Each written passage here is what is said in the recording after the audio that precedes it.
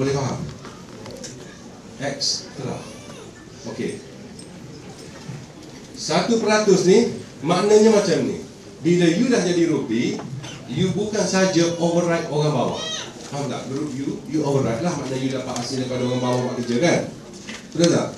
Tapi bila you jadi rupi, bukan saja you override orang bawah, you override sebelah kiri, sideline, upline, semua you override.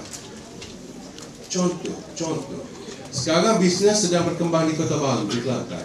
Tapi you tak ada bisnes di sana. You tak ada kenalan di sana. Tapi bagaimana untuk you dapat 1% daripada orang Kota Baru sibuk dapat bisnes? Ruby tak faham? Makna apa dia ruby ni? You akan dapat hasil daripada kerja yang you tak buat. Cerdik tak? Cerdik tak? That's it. You override kerja saya buat dah bertahun. Faham tak? You tak pergi Johor, saya pergi Johor, saya bina bisnes di Johor. You tak ada kedua kat Johor, tapi you dapat jadi ruby. You dapat dekat 1%.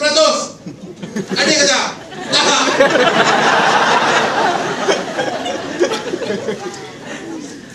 You tak ada kedua di Penang.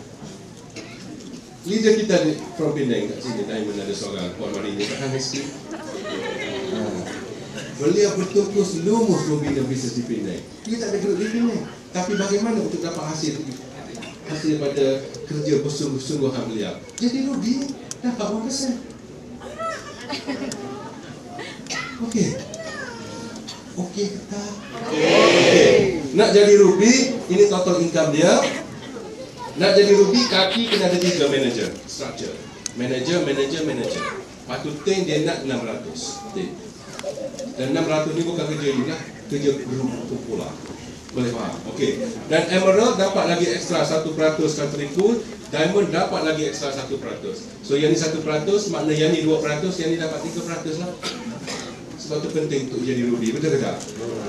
Dah lah lama dah jadi ruby ya. Nanti gua masa je untuk dia jadi ruby. Okey. Kita dah habis masa.